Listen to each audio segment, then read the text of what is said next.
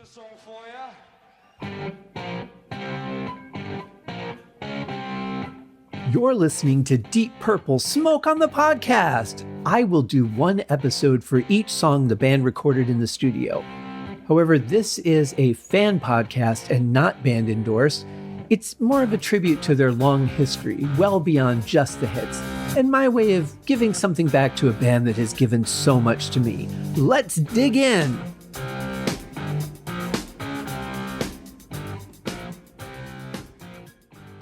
Hello and welcome to another episode of Deep Purple Smoke on the Podcast. We are in season 9 going through songs from the album Burn.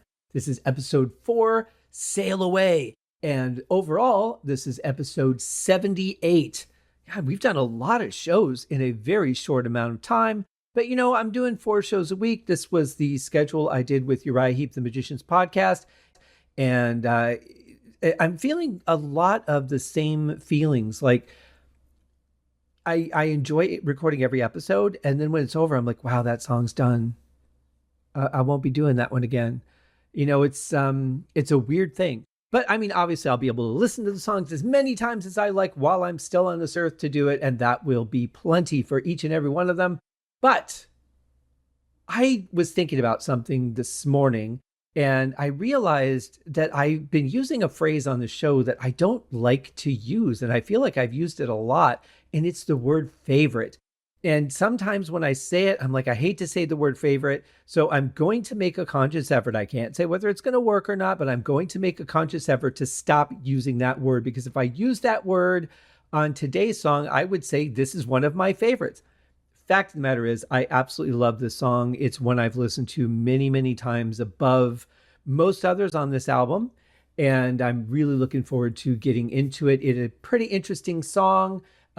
Mostly the thing I love about it is the mood that it creates, and we'll get into all that. But first, I want to take a moment to thank all of you who have liked, who have shared, who have commented on different posts, who have listened, because, you know, obviously with no one listening, there'd be no point in doing the podcast, but I have listeners and I love it. And I appreciate all the people that share. The 70s Weekly Countdown with Mark and Pete is great at sharing every episode that I put out on Blue Sky. And I appreciate all the likes and the comments, the follows on social media, and all the links, if you want to do that, are in the show note. The other link that's in the show notes is to the Deep Purple Podcast, the OGs of Deep Purple Podcasting. They have had an excellent show for the last 5+ years. Never missed an episode. Do a great job. Really happy to be part of that family. And the most special group of people that I want to thank are my patrons who, you know, have allocated an amount of money every month that they send to me just because they enjoy the show. And I really appreciate that. You know, I have a few podcasts I'm a patron of. And I appreciate, I mean, there's some I wish I could give to. I can't give to everybody, but it's nice to be able to support shows that you enjoy. You know, we don't make a living doing this. This is something that we do because we enjoy it. We enjoy the love or sharing of whatever our topic is. On this podcast, obviously it's Deep Purple. With my Haskincast podcast, it's a lot of different things. I have all kinds of different topics depending on, you know, what people I interview, who is sent my way by a publicist, you know, what music I want to share on any particular episode, television show, movie, whatever it might be. So it's, you know, we don't make a living doing this. So to have people that feel that they enjoy it enough to want to give back to the show, that means a lot to me. I really appreciate that. And I'm talking, of course, about William Rose, Corey Morissette, Nate, and Kyroon Olson. Thank you guys very, very much for your patronage, as it were. Now we're going to get into the song. This is Sail Away by Deep Purple.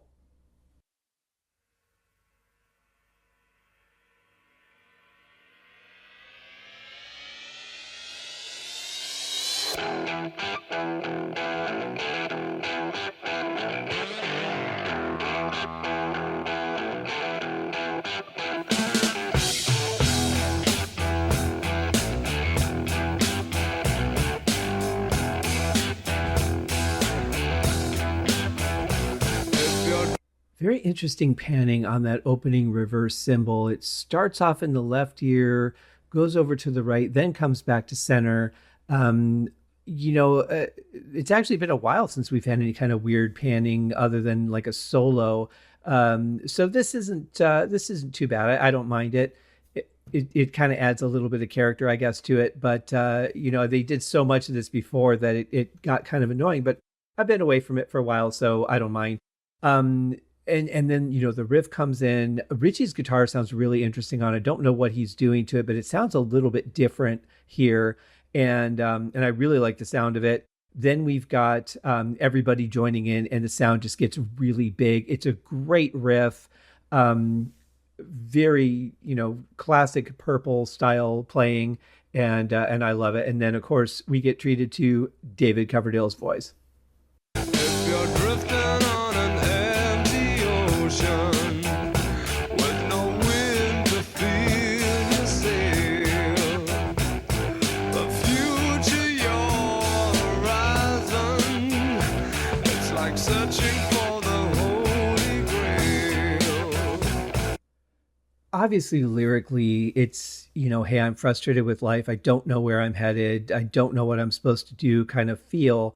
And not only lyrically but just emotionally in the sound of his vocals, you hear a bit of sadness and desire for stability in David's voice. At least that's what I'm getting. I don't know if I would pick that up if it wasn't for the lyrics, but I would definitely hear a little bit of sorrow or lack, or I would be feeling something from just the sound of his voice. But when you tie it in with the lyrics, it makes a lot more sense. Love the sound of it. The other thing that's interesting, and we don't get this a lot from Deep Purple, but the riff is just continuing. They didn't change and play something different behind the verse. They're just playing the main line.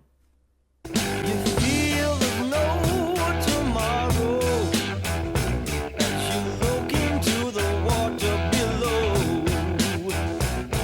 There's only your reflection, and you still ain't got no place to go. This is a great back and forth between David and Glenn here. It's like almost like two parents are sitting you down and saying, "Here's what's happening in your life, and we're going to talk to you about it." And I like that feeling. I like the sound of it. I think Glenn is doing a great job matching the emotion that David put in the first half of the verse. Of course, he's a little higher in register, and a little more got a little bit more vibrato. But I think they both sound great and complement each other's styles very, very well. Time will show when I don't know. The sound of that is so glorious to me. I just love the layers in the vocal there. I love the way the music feels behind it. You can almost feel like you're out in a boat and there's just gray skies overhead and you're just waiting for the rain to start coming down. It has that, slightly cool feel to the song, almost like autumn air. And I think part of it is the subject matter, maybe just that feeling of loneliness and uncertainty brings that about for me. But for some reason, I've always had that image from the earliest times I remember hearing the song.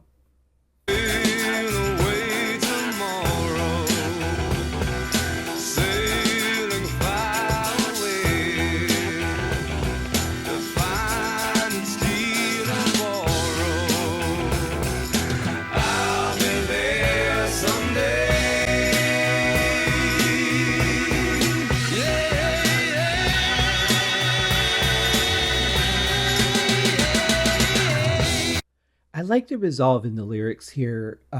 Sail away tomorrow, sailing far away to find it, steal or borrow. I'll be there someday.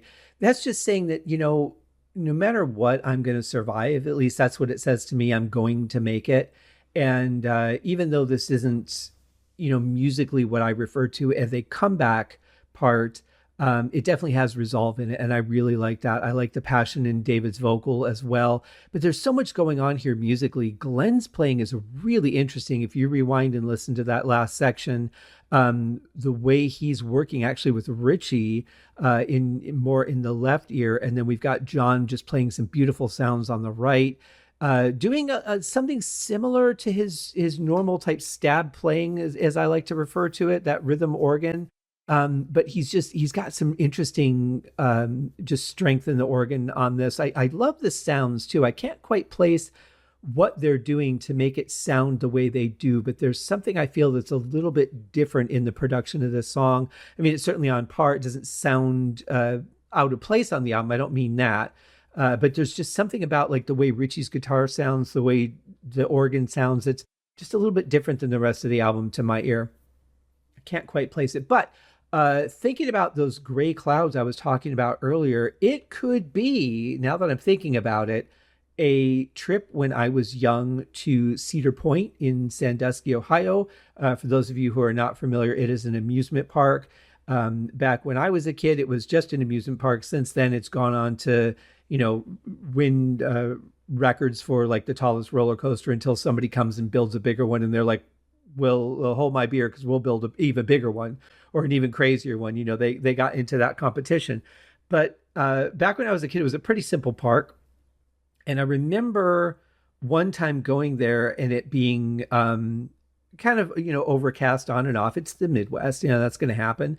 But I remember there being one time where we had to go inside for a while. I think we hung out in the Penny Arcade for a while because there was a storm. And I think this is one of the albums I was really into at that time. I want to say another one would have been Glory Road by Gillan, and oddly the Ghostbusters soundtrack. So that kind of narrows down the time frame a little bit. But yeah, I remember going there once. So that might be why I feel that way about the Gray Clouds. Could have nothing to do with the song, but this song in particular, out of the rest of the album, there's a series I do on the Haskincast podcast called Cool Songs. And it's not about songs being cool. It's about songs that have just a certain edge to them that feel like that autumn breeze, or that, you're out on the water and you get that cool ocean breeze or something like that. There's something about the feel of them. I'm not really sure I can define it beyond that. But this song has always been in that category for me. So it could be tied back to that Cedar Point memory. But there is something about the feel of the song that's the mood of it, I think, that's a little bit different than the rest of the album.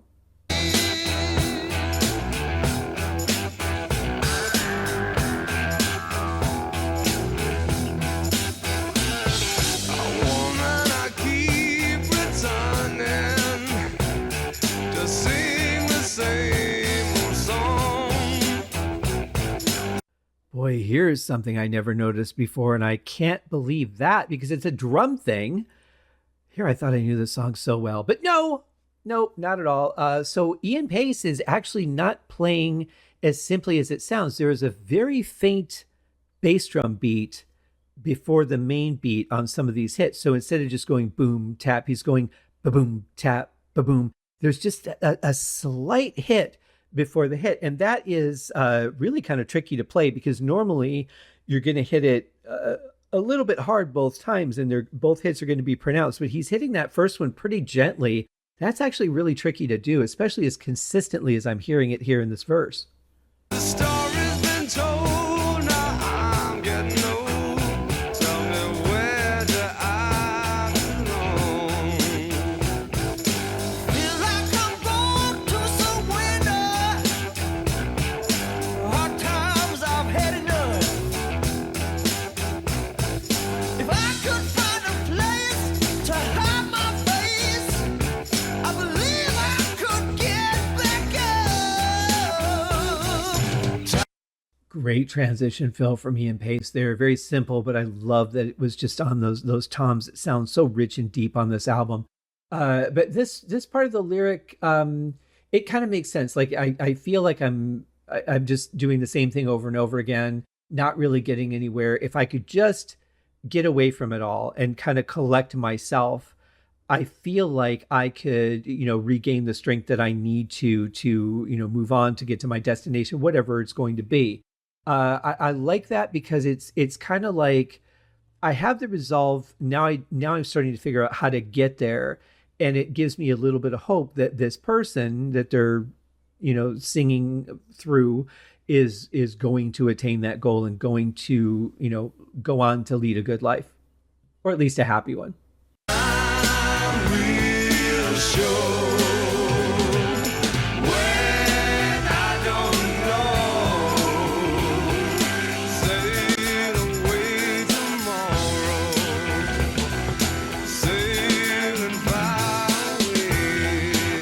I like that little lick that we get from Glenn Hughes on bass, just that da da da da da.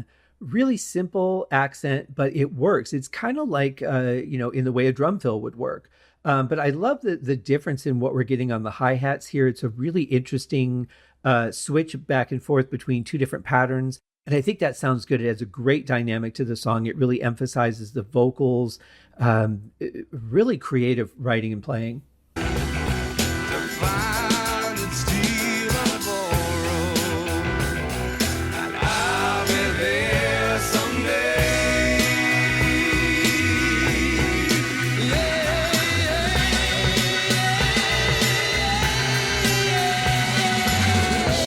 If you weren't paying attention to it or didn't notice it, rewind a little bit, go back and listen to what John is playing in your right ear. Love the swells. This is a great build up to go into a solo. Really enhances the vocal. It's just absolutely fantastic. It's so simple, but so classic John Lord. And sometimes something simple can make a huge impact in a song.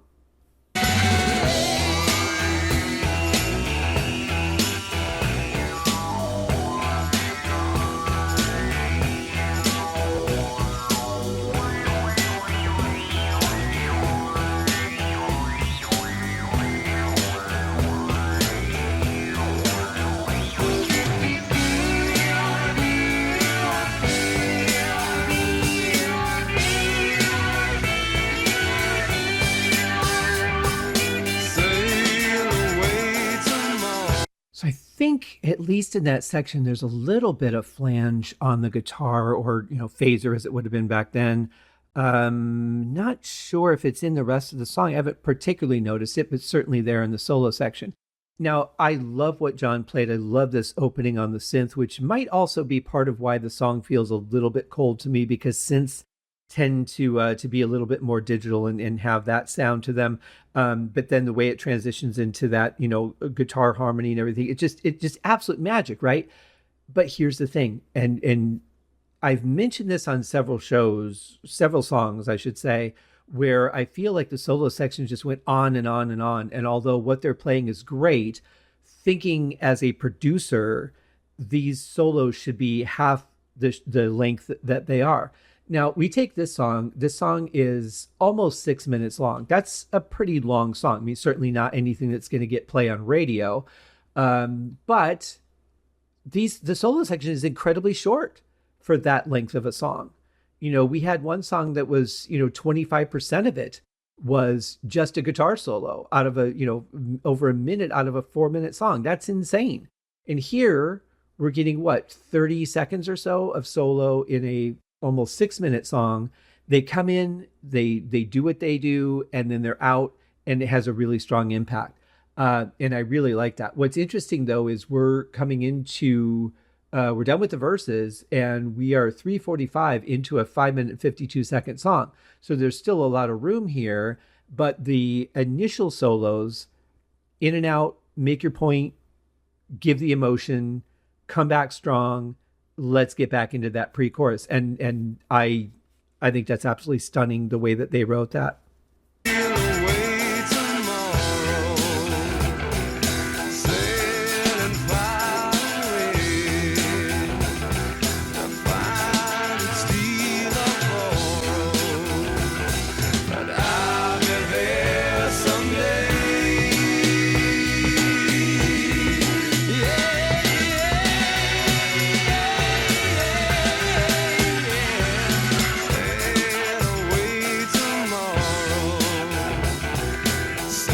I love that in the first half of that part, David just sounds weak and tired and, almost a little bit desperate. But in the second half, where he gets the resolve, he comes back in really strong. He's got the harmony, and it sounds more powerful and like he's, getting a grip on this. But then he goes back through that moment of doubt again, goes back to that weak sounding voice and comes out strong. I love the dynamics of that. Absolutely fantastic. Love what Glenn's playing behind all this too, by the way, I should say. Bass is really, really heavy on this. And on the Deep Purple podcast, they did an episode where they played isolated tracks from, I think it was the song Burn. And we got to hear how heavy Glenn's bass really sounds on that song, even though in the final product, certain things blend in together, and it doesn't sound as heavy individually because the collective sound soaks up some of that grit and distortion. Here it's cutting through in spots where he's kind of filling some gaps in the sound field, and it's cutting through a little bit bigger, and it's not being blended in by anything else, which is why it sounds a little bit grittier. So there's your audio engineering lesson for the day.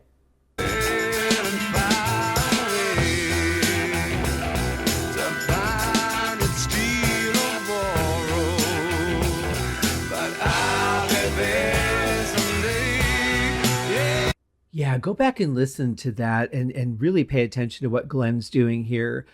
He's just doing these really nice fill-ins. He's actually playing, I guess, almost like John Lord would, where John Lord plays rhythm organ and he does these, little stabs here and there.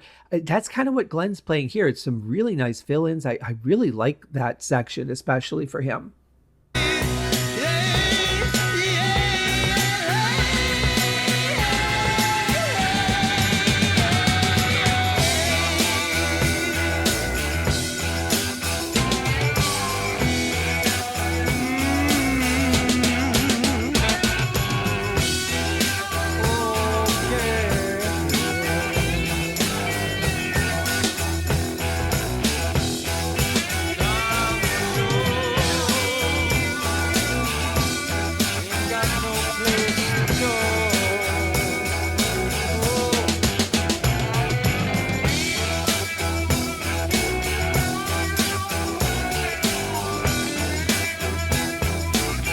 Now this is nice because this is at the point where we're done telling the story. We're moving on to just the feeling of it. We have a little bit of David Coverdale in there, but for the most part, we're going to be instrumental through the rest of this. So it's okay, when you talk about longer solos, like this is the end of the song. That's a fine place to put a longer solo, as it's going to fade out, or if the song is going to end, depending on how they want to write it. I don't mind long solos here, but in the middle section, that's where they're like, we're still waiting to hear the rest of the story or see how it ends, or whatever it is, and it just feels like that's some of those sections are a little bit long. But for the end of the song, this is fantastic. Love the sound of Richie's guitar. I love that he's not playing fast. He's playing pure emotion, really going from where David was and just taking that emotion and putting it into the guitar. I definitely think that there's a little bit of phaser on it, not a huge amount, but enough to be noticeable. And it sounds really good. The whole collective of this mix is incredible. Absolutely fantastic. I would not change a single frequency.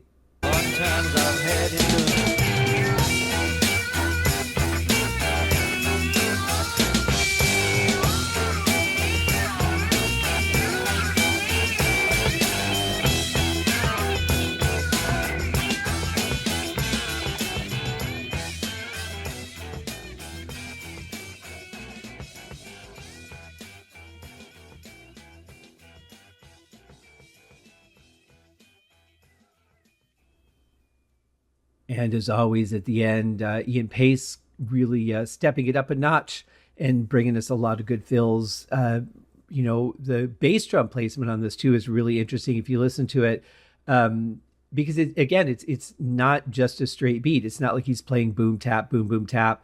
So the bass drum is placed in some really interesting spots, and it's almost like he just plays what he feels. He doesn't have to follow the bass player. He doesn't have to say, here's the rhythm, I need to be rigid and stick to this. He's very much open as a drummer. And I think that's one of the things I really like about him, is that you never really know what you're headed into when he's on a song. I'll have to see how that compares to the way he's playing now, because I know he's playing a little more straightforward now. We'll talk about that when we get to the Perfect Strangers album. But, obviously we're a couple of decades after Perfect Strangers in real time.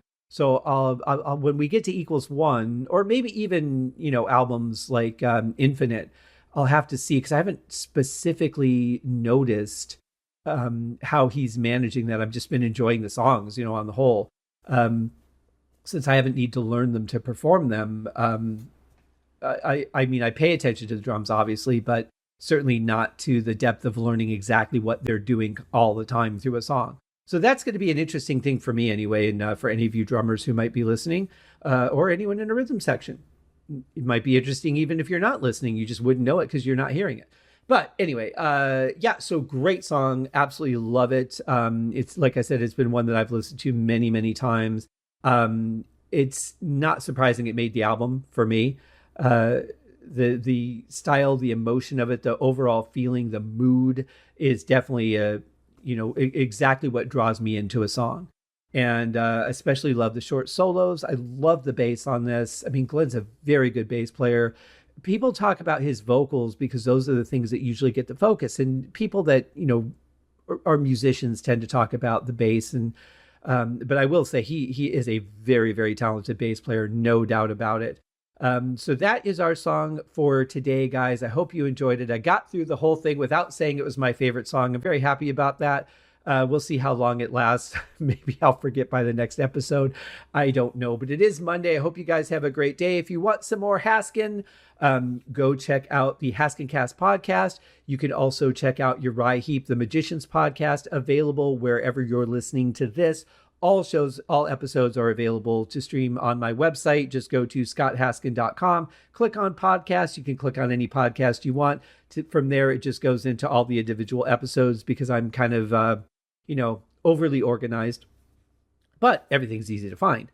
The other thing is, too, if you want to check out my music or my books, all the links are also on my website. I've got a Bandcamp.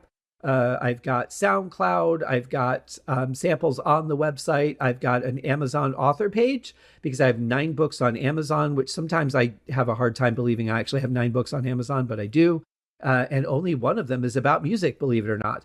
So there's that. There's all kinds of topics that I cover on the Haskincast podcast. It is enough to fill a lifetime, which I don't know how that's possible because I'm only in my early 50s. But it is a lot of content, no doubt about that. Lots of great interviews. I've had the pleasure to speak to a lot of wonderful people over the years on the Haskincast podcast, and covering a lot of topics on music, covered some shows on Cobra Kai, all kinds of stuff, guys. And there's a lot more in the works. So anyway, I hope you guys have a great day. Enjoy your Monday. We will see you on the next episode, which is tomorrow. Cheers.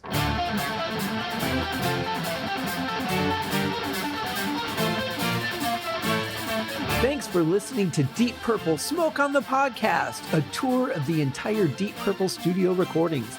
Please remember to give the show a rating on Apple Podcasts or wherever you're listening. Leave a comment and tell your friends. I also have a Patreon set up if you'd like to support the show. You can also write to me at smokeonthepodcast@gmail.com. I hope you enjoyed the episode and thanks for listening.